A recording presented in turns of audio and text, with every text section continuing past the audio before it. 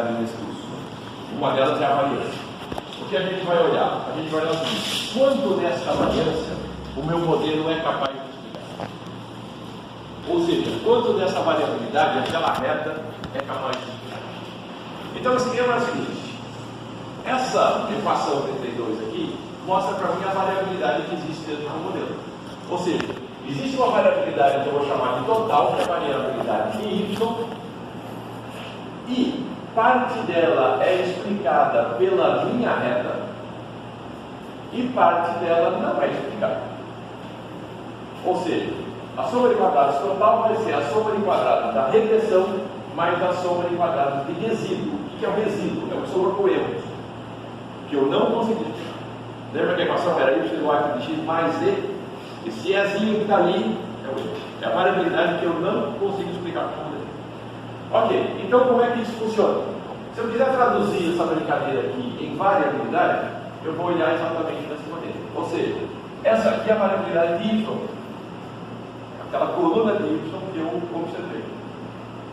Essa daqui é a diferença entre os valores que eu estimei pela minha regressão e os valores médios que tem que em y observar. Ok? Ou seja, eu tenho um conjunto de dados, eu vou olhar a média desse conjunto de dados. E, além disso, eu tenho esse resto aqui, ou seja, aquilo que eu estou observando, mas que não está explicado. Tá? Ou seja, qual é a diferença entre o y que a minha reta dá e o y que eu observei? Tudo bem, pessoal? Está tranquilo aí? Está indo bem light porque isso aí vai ser usado no resto do curso agora. Então, bem devagarzinho, para vocês entenderem essas questões de tranquilidade, ok? Tá. Então, o que acontece? Com isso aqui eu estou escrevendo a equação 32. Agora, olhando do ponto de vista da variabilidade. Por que a gente não fala de variância aqui? Para eu falar de variância, esse cara aqui deveria ser dividido por n menos 2, n menos 1, né? Então eu estou vendo variabilidade, não variância, ok? Tá. A soma de quadrados total eu vou chamar de SY só para simplificar, tá? A anotação. Senão ficar um negócio enorme, vai chegar lá na frente e vai ficar grande. A soma de quadrados dos resíduos, ou seja, esse camarada aqui, ele é quem? Ele é esse sujeito aqui, que é a soma de quadrados total, menos quem? Menos a soma de quadrados da regressão. Que é dado por quê? Pelo beta1 chapéu, ou seja, aquele beta1 que a gente estimou na regressão, vezes a variabilidade cruzada x com y. Ok? Então, o que acontece? Escrevendo dessas coisas, eu mantenho exatamente a equação que eu estava, só que agora mais esmiuçada. Ou seja, eu estou tentando analisar as variabilidades em si. Ok. Então, para entender melhor como é que as coisas funcionam, o que eu vou fazer? Eu vou criar medidas. Medidas que vão expressar para mim o quanto tem de variabilidade aí dentro. Tá? A primeira delas é essa aqui, a variância residual populacional. O que significa isso? Significa o seguinte: eu quero olhar quanto de resíduo sobrou. Me dá uma medida que diga quanto tem de resíduo aí, quanto tem de coisa não explicada. Tá, essa equação 37 dá para mim exatamente isso.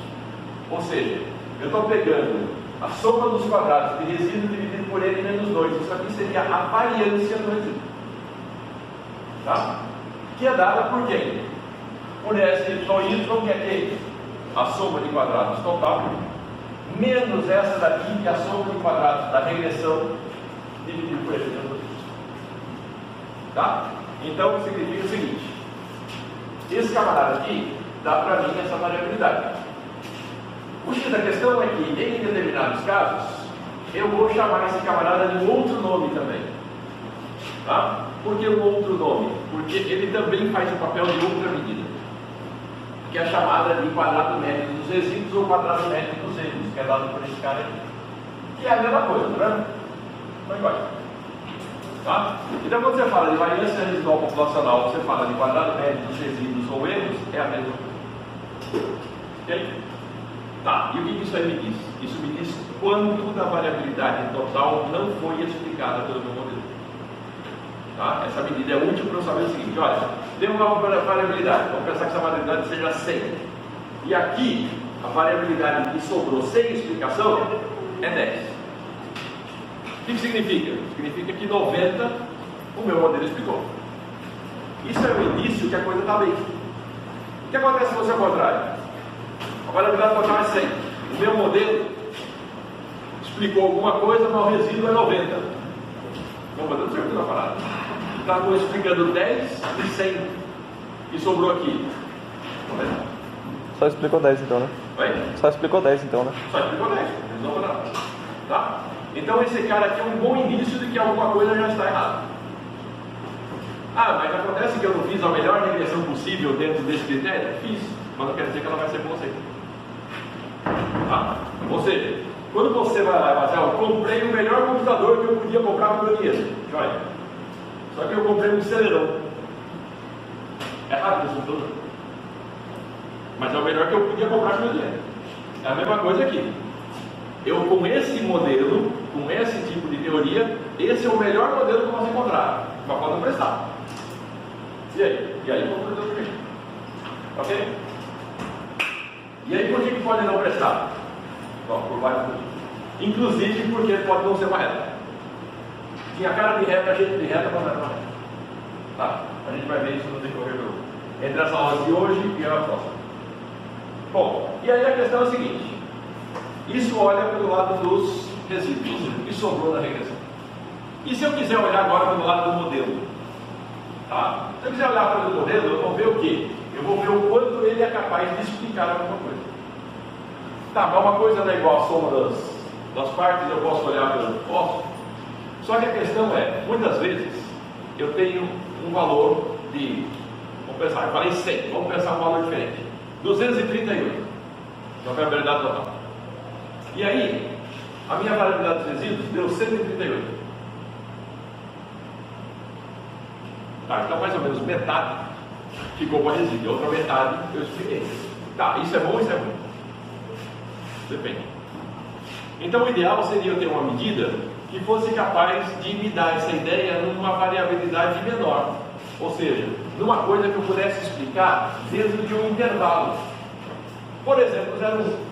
Onde mais próximo de 1 significa que está bom, mais próximo de 0 significa que está ruim.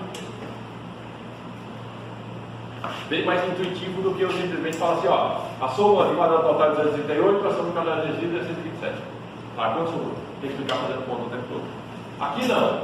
Aqui ele vai dizer para mim quanto isso funcionou dentro do intervalo 0,1. Muito mais fácil de interpretar. Tá? Lembre-se que tudo aqui é feito do ponto de vista de que vamos facilitar a interpretação. Senão não adianta ter tantas medidas e tantas informações, porque senão eu não consigo interpretá-la. O ideal é facilitar ao máximo isso. Tá? Então, facilitando ao máximo isso, esse camarada aqui é a melhor forma que eu tenho para resolver o problema. Tá? Porque ele dá o valor entre 0 e 1. Beleza. Funciona assim? Tá. Mas o jeito da questão é o seguinte. Em estudos que foram feitos posteriormente, descobriu-se que esse cara tem uma limitação séria. E a limitação é o seguinte: quando o número de observações é pequeno, que são justamente os exemplos que a gente dá em sala de aula, esse cara aí não rola legal. Tá? Então, qual é o objetivo? O objetivo é tentar fazer alguém que seja capaz de responder bem também para o N pequeno. Tá, e se eu tiver 50 observações, pode usar isso aí. Agora, se eu tiver N pequeno, aí pode dar problema. Vocês perceberam na aula passada que quando a gente olhou o gráfico dá uma ideia meio estranha quando eu olho com poucas informações, poucos dados. Você fica na dúvida se aquele negócio lá é uma reta ou não. Tá? Então, poucas observações também levam você a ter valores matemáticos complicados de interpretar. Então, nesse caso aí, o que acontece? Se criou uma outra forma de fazer isso, que chama-se de coeficiente de determinação ajustado, que faz o quê? Ele pondera o coeficiente de determinação original para tamanhos de amostra pequena. Tá, e se eu tiver um grande também posso usar ele? Posso. Se vocês olharem bem aqui, ó, o que está acontecendo? N menos 1 dividido por N menos P. Concorda que esse negócio aqui vai dar uma ponderação? E quanto maior você tiver o N, menor vai ser a contribuição disso no R quadrado total. Dá para ver? Nesse caso aqui, a gente tem P como o número de coeficientes estimados. No nosso caso, só tem 2 coeficientes, né? A gente só estimou beta 0 e beta 1. Então, é sempre n-1 dividido por n-2. Quando ele fica muito grande, o que acontece? n-1 dividido por n-2 passa a ser o quê?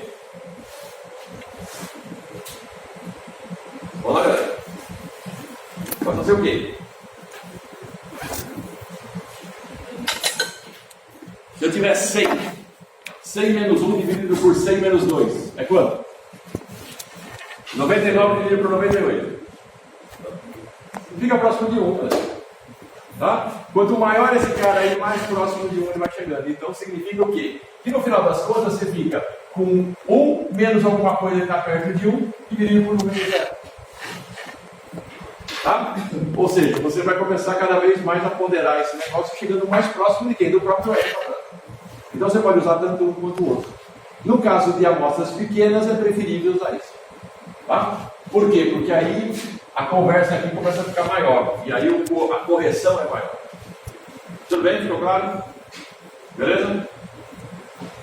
Muito bem. Então, com essa brincadeira aí, vocês acordarem também, tem muita gente de cartão. Vamos lá. Vamos tentar fazer a soma de quadrados resíduos, coeficiente de eliminação, coeficiente de diversão ajustado, para aquele modelo que a gente viu na aula passada. Tá? Eu vou voltar para trás para vocês terem noção do que vocês estão fazendo. Tá? O modelo que eu estou falando é esse aqui. Vim da aula passada. Ok? Todo mundo tem essa transparência aí?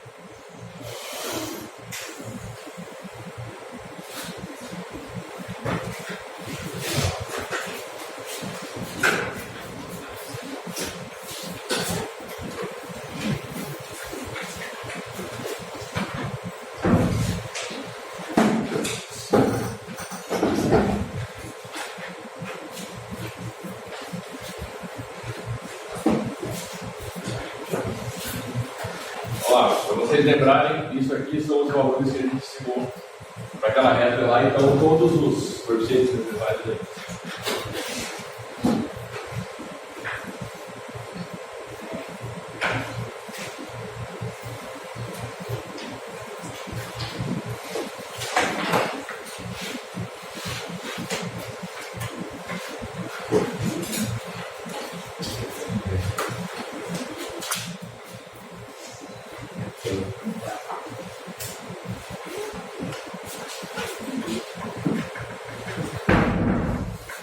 Ok? Vamos pegar as equações para vocês terem as equações também.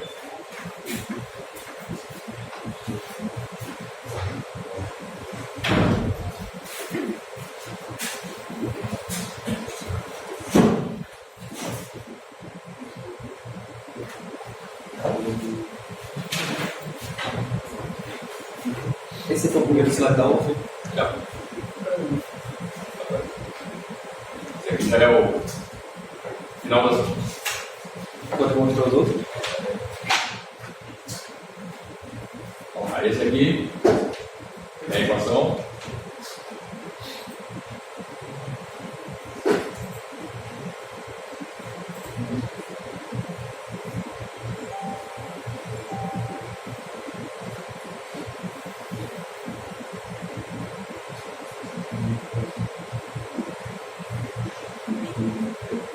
R quadrado.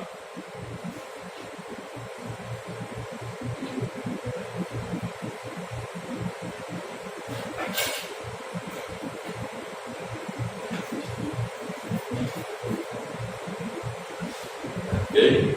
E o R quadrado é ajustado. Então, as equações que você precisa para resolver esse exercício. Ok? Poderia botar no anterior? Vai? Botar o anterior? Ok?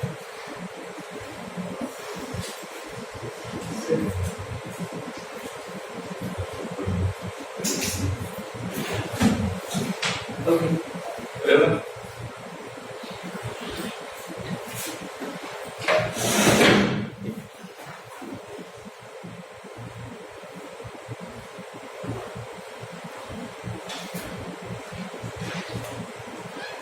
Ok, vamos lá.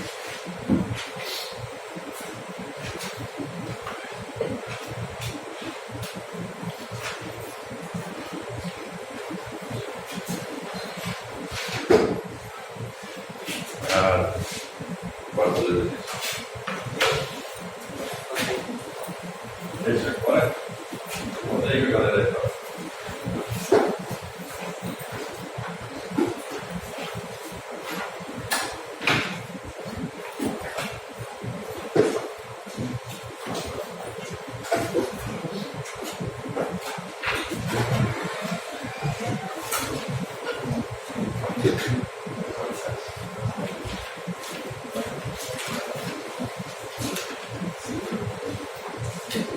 Passa o sol primeiro. Não ser mais rápido.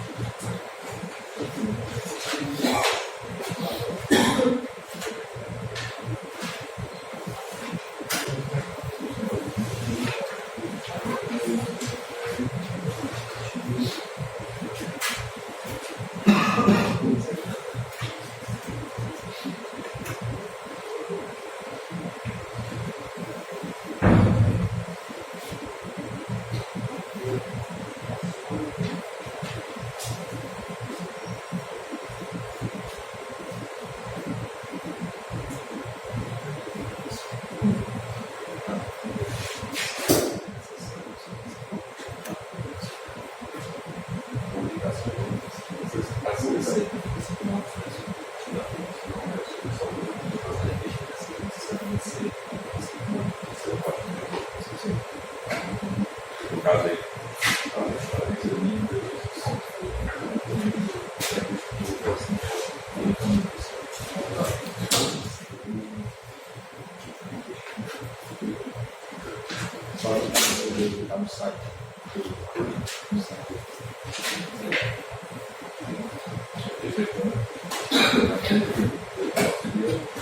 De folga, né? E aprender o primeiro vai ter que fazer.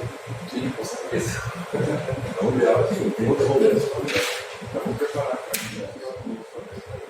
certeza, quando falou isso aí, com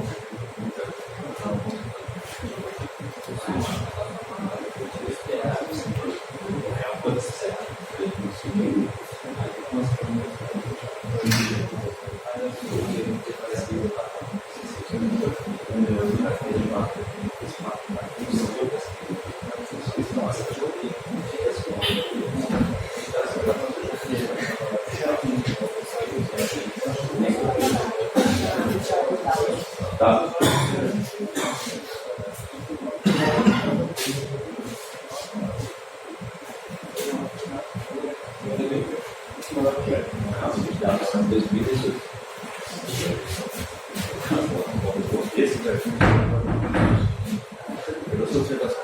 Não.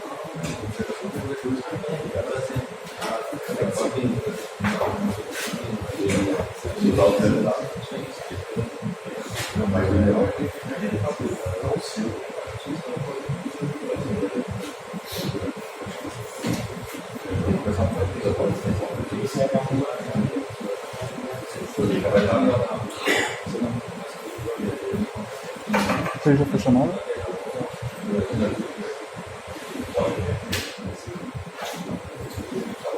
Chega desde o começo? Mas eu bebi já sei. Mas eu sei.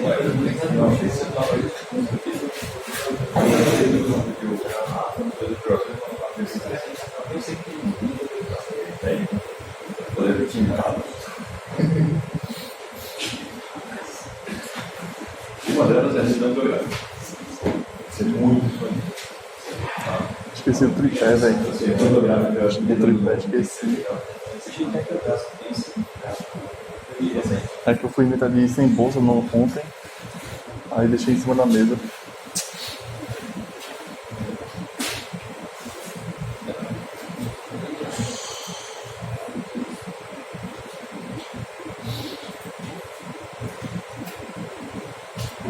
E aí, cara? Tenta com alguém.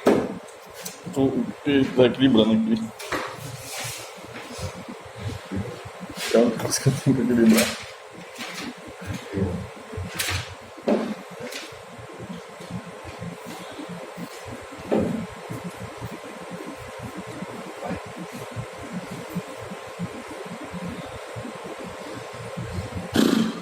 Já está marcada a prova, professor? Senhor. Desde o primeiro dia, então. Aquele primeiro do siga, né? Eu não consigo nem ativar a turma se eu não colocar lá o plano de aula, datas de prova e... Porque tem pessoa que colocar só aquela data para colocar mesmo. Vou ligar aqui, tá valendo. Só muda se acontecer alguma coisa extraordinária. Que aí serve para vocês se planejarem. Tipo as férias. Bem? Não. Não, bom. Se alguma coisa, o professor faltou, aconteceu um coronavírus da vida. Aí, Você em se quarentena. aquela coisa chegar aqui, de jeito que está na Itália, nós vamos ferrar, vai fechar a universidade, vai fechar tudo. Aí tá, Milão fechou a cidade, não fechou, pô. Não fechou a universidade, eles fecharam a universidade, todas as escolas, comércio, fechou tudo. Só sai para comprar comida e uma pessoa Não sai, esse é o X da questão, não sai, a cidade está interditada. Recomendação é estocar comida. Não, mas lá, né? Lá foi assim. Aqui eu não sei se vai acontecer, mas eu acho que. Espero que não aconteça aqui o que está acontecendo lá. Espero que pare por aqui, né? Nossa oportunidade também é Mas ó, para chegar ao ponto de que o governo vai lá e coloque uma cidade inteira de quarentena, o negócio está feio. Entendeu? Que foi o que a China fez. Colocou 2 cidades inteiras. A Itália todinha está em quarentena também. Yuan e Wushu, as 2 cidades ficaram em quarentena. São cidades do tamanho de uma pessoa. Milão também não fica muito atrás, não. Milão tem mais de 1 milhão. Ou seja, para chegar nesse ponto, vai estar feio. Então, se por causa acontecer um negócio desse, aí a gente tem que achar fora. Tá boa. Se não, A cidade tem que ficar em quarentena. olha lá, pessoal. Então, vamos dar uma olhada aí como é que ficam as coisas, tá? Então, a primeira soma de quadrados total. Olha, o que você vai fazer? Você vai calcular o f y, que é basicamente o quê? Toda a variabilidade que existe dentro de y, não dentro do seu modelo, tá? E aí, feitas as contas, né, eu uso exatamente aqueles dados lá que eu coloquei para vocês, né, por isso que eu voltei para trás, eu mostrei para vocês aquela tabelinha onde tinha, né, soma de x, soma de y, soma de xy, soma de x quadrado, soma de y quadrado, e aí você tem os valores necessários para fazer essa conta. Então ele está dizendo para mim o seguinte: a variabilidade total é 570. 570 é o quê? Não tem unidade. Tá? Uma variabilidade de 570. Tá. Percebam que esse número é um número que você fica meio no ar, né? O que significa 570? Né? Então simplesmente vendo que existe uma variabilidade gigante aí de 570, mas o que ela significa? Ela não tem propriamente um significado. Tá joia? Então, olhando agora o resto. A soma de quadrados dos resíduos vai ser exatamente aquele SY que a gente acabou de calcular, menos o beta 1 chapéu, que a gente tira da regressão, vezes a variação cruzada x com y. Então, fazendo a conta da variação cruzada x com y, eu descubro que é 555. Tá? Ok.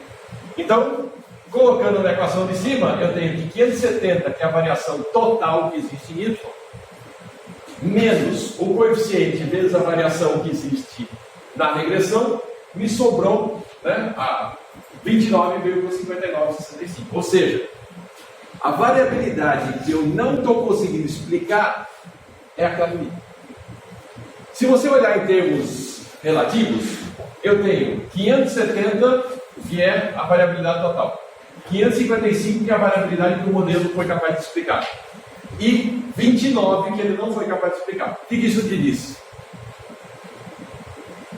De 570 eu consegui explicar 555. Tá? Significa que o modelo parece estar bom. Né?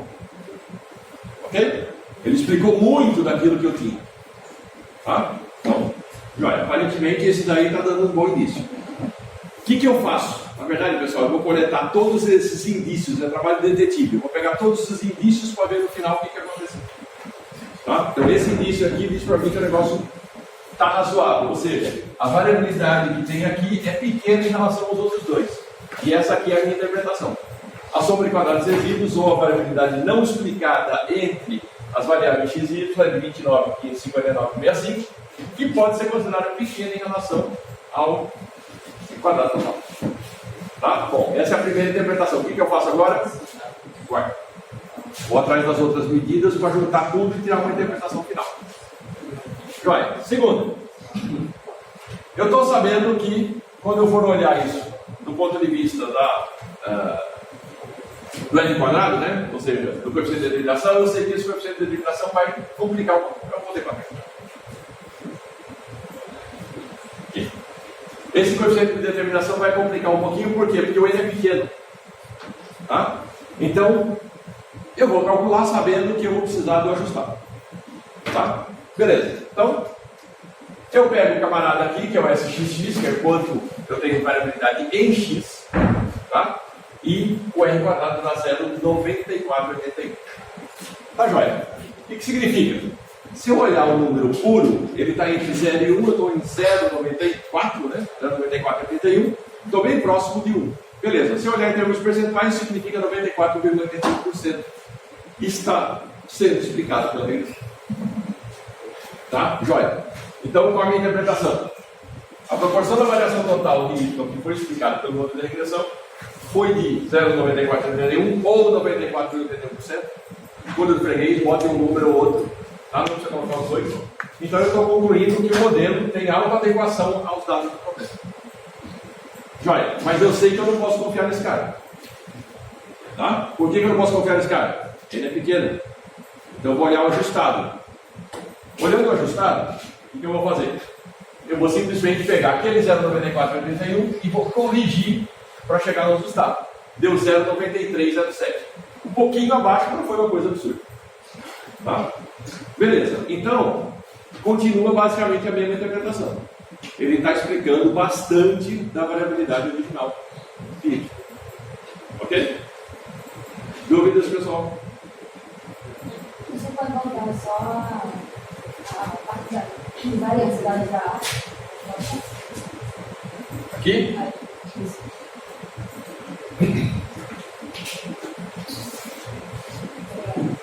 Então, pessoal, o que acontece é o seguinte: eu fiz 3 coeficientes. Tá? Primeiro, me deu que parece que o que eu tenho de resíduo é pequeno em relação ao total. O segundo está me mostrando, do ponto de vista do modelo, ajustado ou não, os dois deram altos. Então, significa que eu aparentemente estou no caminho certo. Dá para concluir que o modelo é bom? Não. Eu preciso de mais coisas. Essa aula de hoje e a próxima aula, né, pelo menos uma parte dela, a gente vai ficar só analisando isso. Tá? Ou seja, tá bom, não tá bom, então vamos colher pistas para no final o trabalhinho detetive dizer, ó, o modelo tá legal. Por que tudo isso? Não dá para pegar 2, 3 daí e resolver o problema? Não dá, pessoal. Por quê? Porque, na verdade, quando a gente falou do modelo lá atrás, a gente falou de várias coisas que meio que passaram despercebidas. Primeiro, a gente falou que o erro tinha distribuição normal com média zero, variância sigma 2, qualquer. Lembra disso? Então, isso é verdade? Agora a gente está vendo quanto o modelo explica a variabilidade total de Y. Então, todas essas coisinhas que a gente, na verdade, olhou lá atrás para a construção desse modelo, o que eu estou fazendo agora? Eu estou olhando e checando cada um deles. Tá? Então, eu vou pegar vários indícios para ter certeza que tudo que eu fiz está de acordo com a teoria. E se tiver de acordo com a teoria, eu vou dizer, o modelo está legal. Porque se alguma dessas coisas furarem, significa deu som no modelo. Tá? Então, por isso que é um trabalho detetive. Eu vou primeiro colher uma pista, outra pista, outra pista, outra pista, outra pista. Tudo tá beleza? Joia. Modelo ok. Tá furando. Quem que furou? Por que furou? E se o furo for grave, o modelo está invalidado. Mesmo um R quadrado dessa hora. Tudo bem? Então, por isso que a gente tem que tomar muito cuidado. São pistas, estão sendo dadas para a gente de fato ter noção se o negócio funcionou ou não. Mas pode qualquer coisa furar e jogar o seu modelo no lixo. Tá, e se eu insistir em continuar com o modelo? Está fazendo uma grande besteira. Por quê? Porque o modelo pode funcionar muito bem aí. A hora que você for fazer uso desse modelo para qualquer outra coisa que não seja exatamente esses dados, pode dar problema. Por quê? Porque as hipóteses foram violadas. Ok? Tá? Muito bom. Dúvida até aí? Tranquilo? Então a gente está colhendo as pistas. Começamos com a variância residual, R quadrado ajustado. Esses três, por enquanto, estão dando pistas para a gente que o negócio está ok. Vamos seguir. Vai, vai. Então, tá, e aí, se vocês quiserem depois, podem fazer o mesmo para aquele exercício com os dados de vocês. Tá? Joia. Então, feita essa brincadeira, o que acontece? Bom, a gente estudou intervalo de confiança. Acabou de estudar intervalo. Tá. A questão é a seguinte, e será que não tem intervalo de confiança para esses parâmetros? Tem. Tem. Tá? Tem intervalo de confiança, também tem teste de hipótese. Ou seja, eu posso fazer muita coisa ainda em cima desse negócio aí, usando a estatística que eu já conheço. Tá? Beleza. Então, primeira coisa que a gente vai ver aqui é o intervalo de confiança para cada um dos dois parâmetros. Eu tenho intervalo de confiança para esse cara e intervalo de confiança para esse cara. Tá, o que a gente viu em intervalo de confiança? Primeiro, intervalo de confiança é pequeno quando N é grande. É isso? Quanto maior o tamanho da amostra, menor a variabilidade do intervalo. Beleza. O que é de se esperar aqui se eu tenho um N tão pequenininho, só 5 observações? Intervalo de confiança vai ser grande. Tá, então isso daí já está meio na cara que não vai ser tão bom quanto eu esperava. Ok. Como é que eu calculo esse infeliz? Desse jeito. Distribuição T, pessoal, não tem conversa, tá? Não é média, não é proporção, portanto, é T e não tem conversa. Ah, se eu tivesse 100 observações, continua sendo T. Tá? Então, ok, esse é o intervalo de confiança para beta 1, tá? E a gente tem o intervalo de confiança para beta 0. O que eu estou procurando com esse intervalo de confiança? Bom, eu já sei que o intervalo de confiança vai ser grande. Qual é a minha preocupação agora? Será que dentro desse intervalo está o zero? E se estiver, o que isso significa? O que acontece se o coeficiente angular da reta puder ser zero? Não tem reta, né, galera?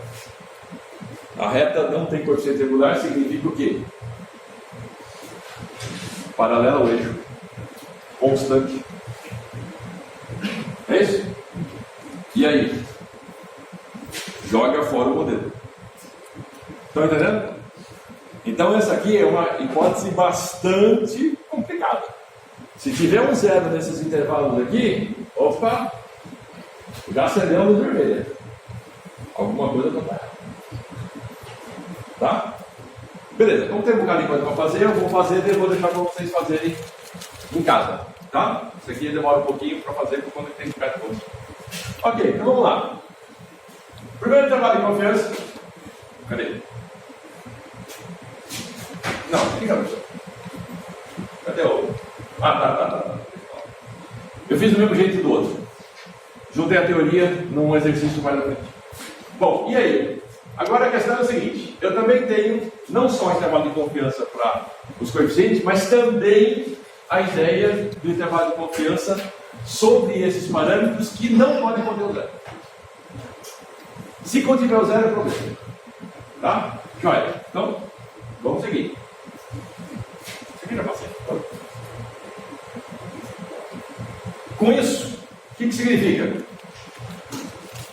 Se por um acaso o zero estiver lá dentro, é um problema.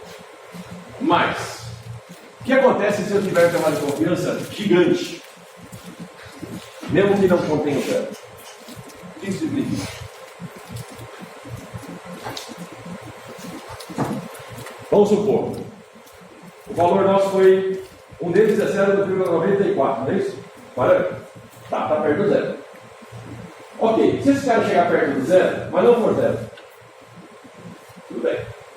O outro valor é 13. Mas supondo que a variabilidade seja muito grande, o que acontece? Se ele for, por exemplo, de menos 0,2 até 20, o que significa? Primeiro contém o zero, já vai contendo. Segundo, o intervalo é monstruoso. Tá? Quantos valores possíveis tem aí dentro? Um monte. Então isso dá um início para mim, e dessa regressão não está legal. Mesmo que não contivesse o zero. Vai de 13, vai começar lá no 1,2 vai até o 20. É enorme. Alguma coisa aí está mostrando que tem uma alta variabilidade nesse negócio. E uma alta variabilidade pode significar que o modelo não está legal. Tá? Então com isso a gente tem que tomar uma série de cuidados por conta de quê? Por conta de que quando eu faço isso, eu tenho que tomar muita precaução. Tá, e onde eu vou ver que esse negócio não está legal? Eu vou ver isso no gráfico. Tá? Num gráfico que vai dar para mim o quê? O intervalo de confiança dos valores que eu observei. Ok? Tá, joia? Então, a questão é o seguinte. Aqui. Esse aqui é o intervalo de confiança para cada valor de I. Tá?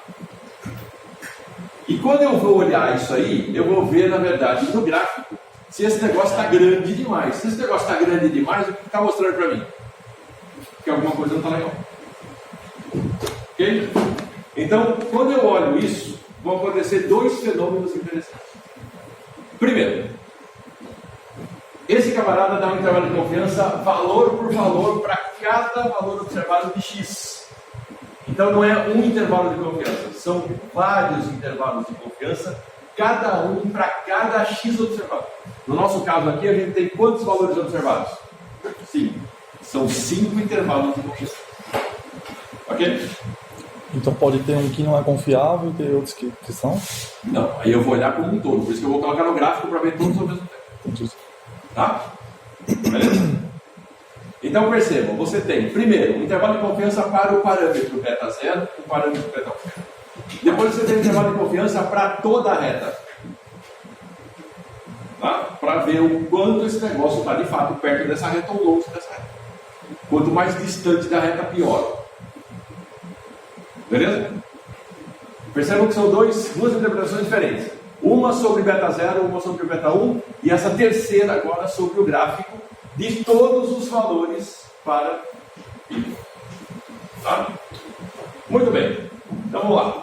Sim, isso aqui já falei.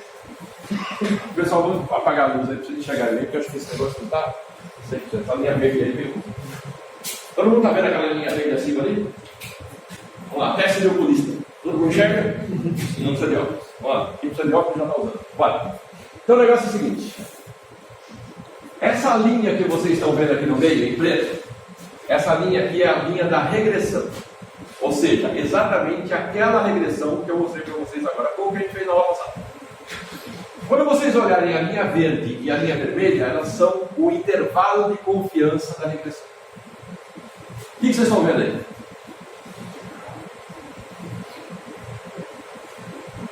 A linha verde e a linha vermelha são curvas, né? Exatamente. Como é que o intervalo de confiança de uma reta pode ser uma curva? Está errado. Não, pessoal, não está errado. Tá? E por que não está errado?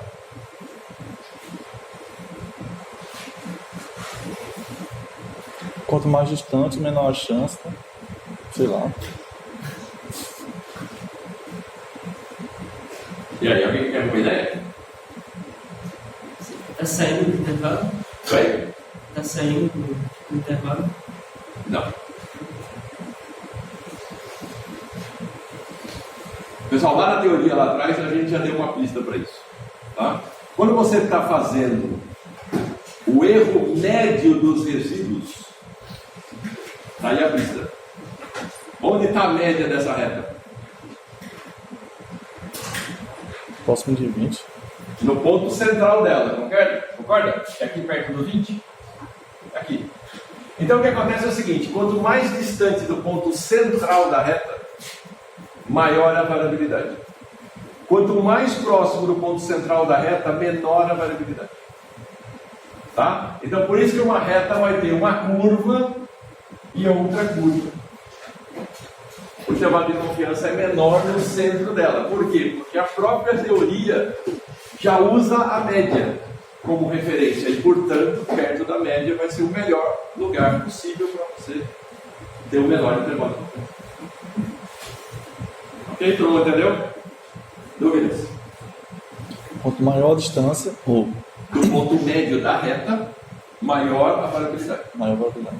Tá? Por conta de quê? Por conta da porcentagem. Eu estou usando o quê? O erro médio quadrado. Entendi. Tudo bem? Então, por conta disso, tudo aí que vocês viram está relacionado a quê? Está relacionado à média. Tá? Quando você olha lá, soma de quadrados total, em relação a quê? Y menos Y barra, média.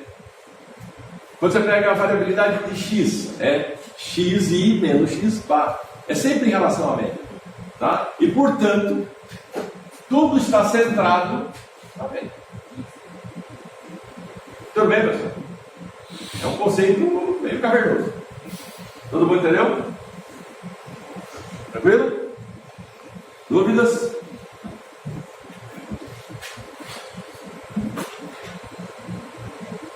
Silêncio sepulcral.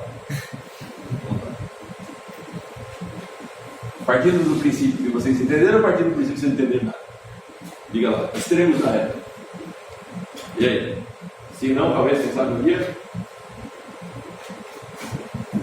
Tranquilo? Assumindo que quem cala consciente, vamos fazer assim. Mas é importante esse conceito, tá, pessoal? Porque tudo está centrado dentro da ideia da média.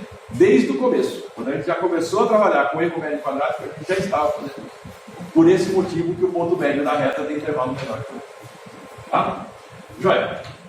Então, quando você for fazer o seu intervalo de confiança, para os valores de y, você vai chegar a essa mesma condição. Tá? Só que nesse caso aqui, foi feito em software, o software já traçou para você uma curva.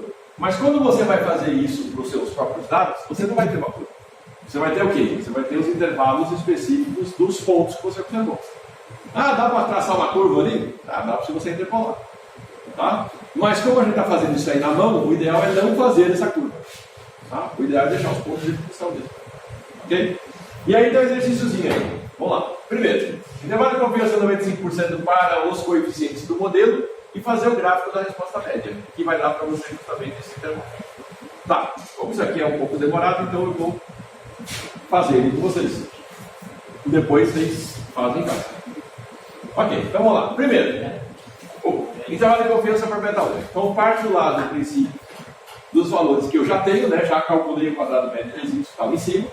Né? Vocês fizeram isso no exercício anterior. E aí eu tenho o quê? Eu tenho que colocar os valores que eu já tenho dentro da equação. Tá? Joia. Então o intervalo de confiança aqui está dando 0,9737 mais ou menos 0,41, 48, que dá para mim isso aqui, ó. 0,555 até 1,3924. Primeira preocupação minha, o zero está aí? Não. Isso é uma coisa boa. Tá? O zero não está aí. Isso é um bom início para mim. Bom, o intervalo não é propriamente pequeno, mas eu já sabia que isso ia acontecer porque o meu N é pequeno. Tá? Mas também não é gigantesco. Não vai de 0,5 até 3, alguma coisa. Tá? Eu faço um intervalo aí minimamente. Ok? Tá joia. Então, resposta, intervalo de confiança 95%. Lembra que sempre que eu falo sobre intervalo de confiança, eu tenho que dar a resposta no contexto do problema e tenho que dizer qual é o nível de confiança que eu vou usar. Então, 95% com o parâmetro beta 1. No caso de receita e despesa, 0,555 até 1,3924. Beleza? Primeira preocupação é comigo. Não tem zero aí. Tá? Então, o coeficiente angular dessa reta existe. Right. Muito bom. Seguindo. Agora eu vou lá para o beta 0.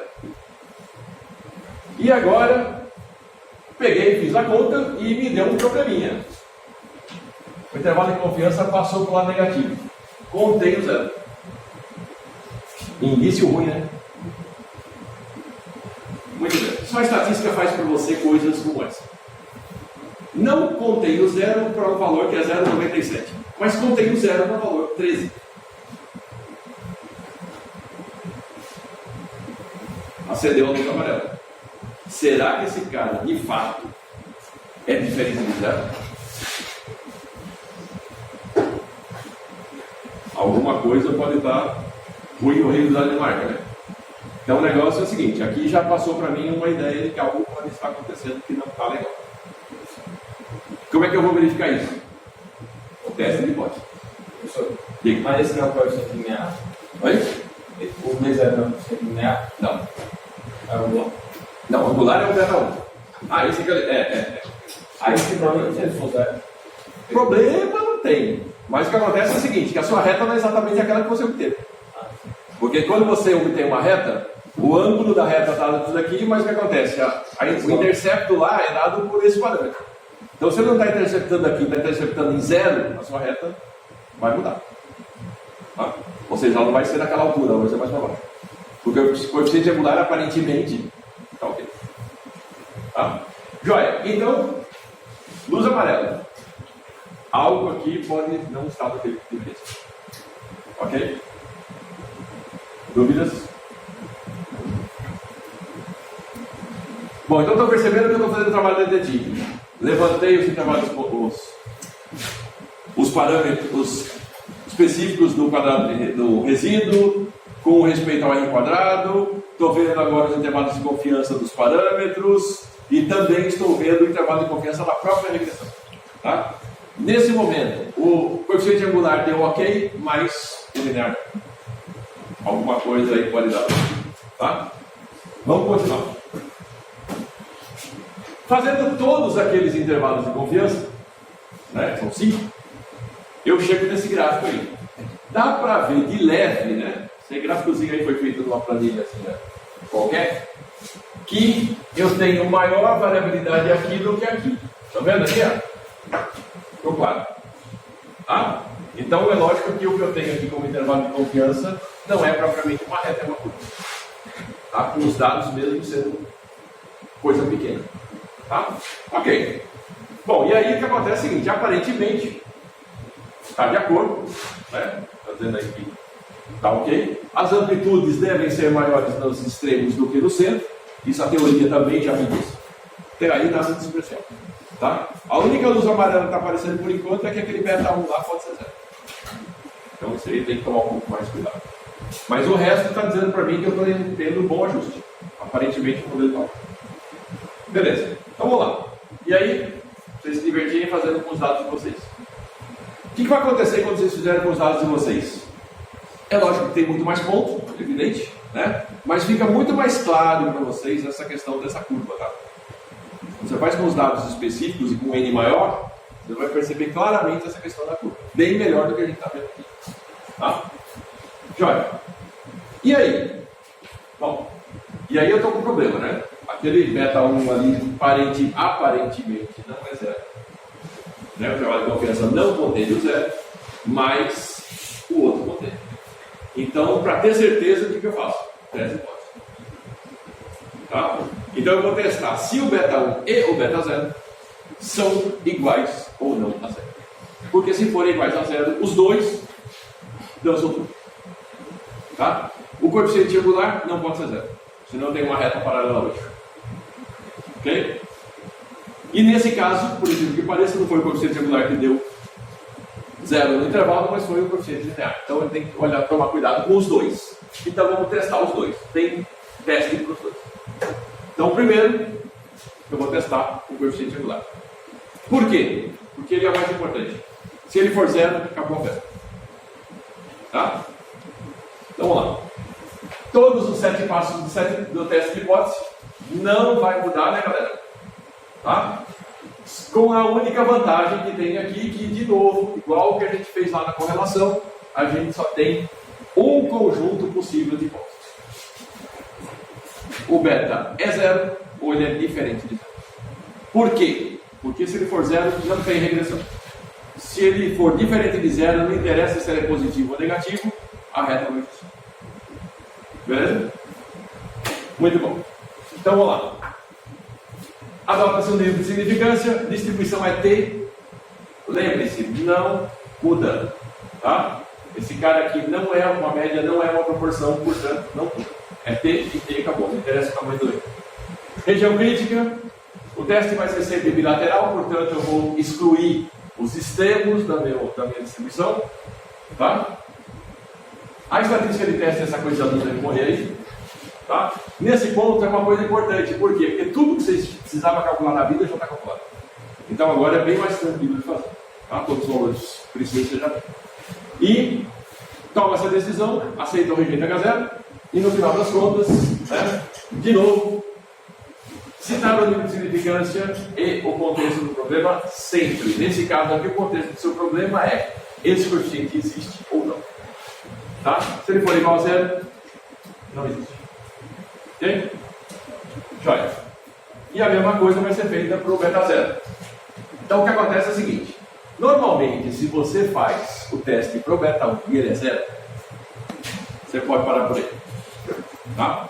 Mas se o beta 1 for aceito como sendo diferente de zero, eu normalmente também faço para o beta 1. Desculpa, o beta 0. Tá? E aí o que acontece? Mesmo esquema. Tá? Levando em consideração o seguinte: quantas possibilidades existem? A primeira, o beta 1 pode ser zero. Não tem regressão, ou seja, aquela reta lá não serve. Por quê? Porque eu tenho uma linha parada no eixo. Tá? O beta 0 não for nulo, então o que acontece? Ela é constante no valor beta 0. Simples assim. Segundo caso, o beta 1 é diferente de 0, mas o beta 0 não. O beta 0 não. Tá? Então o que vai acontecer? Na verdade, a minha reta, ela é basicamente o quê? Ela não está naquela altura que eu estimei, mas ela está mais abaixo, passando pelo zero. Ok? Tá? Por quê? Porque o coeficiente linear dá para mim exatamente o intercepto, e nesse intercepto eu estou vendo que, como ele pode ser considerado zero, significa que o intercepto está lá do zero. Isso pode ser indício de várias coisas. Uma delas só que a minha reta está no lugar errado, ok? Mas ela também pode significar o seguinte: algo não está legal. Se essa reta estiver fora do lugar, significa que eu posso estar violando os princípios do erro quadrado médio. Porque eu estou deslocando a minha reta para uma posição que não foi estimada. E aí, voltamos ao meu problema. Aquela reta não é a melhor reta que eu posso colocar ali. Tá? Ou, por fim, o terceiro caso que é o mais sério. Os dois são zero. Se os dois podem ser considerados zero, então, meu amigo, nem equação tem, né? E se os dois podem ser considerados zeros, pessoal, uma das coisas que pode significar aí é que eu tenho, na verdade, uma parábola. Tá? E essa parábola pode estar passando pelo eixo X. Então, o que aconteceu? Eu acabei jogando a minha reta bem em cima do eixo X. O eixo das abscissas. Então, ela não tem coeficiente angular, também não tem coeficiente linear. Tudo bem? Então, isso aí é um bom princípio, por quê? Porque eu tenho uma equação aqui, e o ponto melhor por onde essa reta pode passar é o quê? No meio dos pontos. Tem a minha parábola aqui, ela está passando no meio desses. Tudo bem? Então, também é um indício de que eu estou fazendo uma grande besteira. Na verdade, eu tenho que olhar melhor esse negócio. Não é? Tá? Tudo bem. Então, esses três casos são possíveis. Vamos ver agora em que caso a gente está. Fazendo o quê? Fazendo o teste de hipótese para beta 0. Mesma ladainha. 7 passos. O conjunto de hipóteses é constante, sempre o mesmo. Fixa o nível de significância. Distribuição é sempre AT. A região crítica sempre em T n-2 para todos os casos desde a correlação. Tá? Estatística do teste. Tranquilo, tudo que tem aí eu já calculei. Decisão. Como os valores estão nas extremidades, teste bilateral. Então eu tenho o valor da parte positiva e o valor da parte negativa. Rejeita quando? Quando tiver para o lado de lá. Conclusão. De novo, sempre citando o nível de significância e o contexto, que é o contexto da regressão agora. Tá? Jóia. Então, simbora. Fazer o teste de hipótese. Agora esse eu vou deixar para vocês fazerem. Isso aqui vai mais curtinho. Tente fazer pelo menos com o beta 1.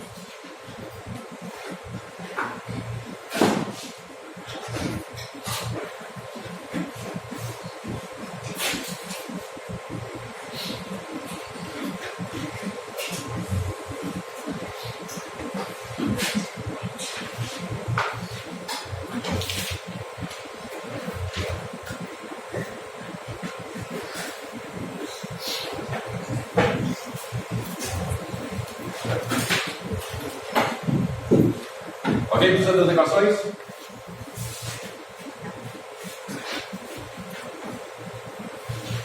Vocês chegaram já para das equações? Não? Ó. Vamos lá. Equação do beta 1.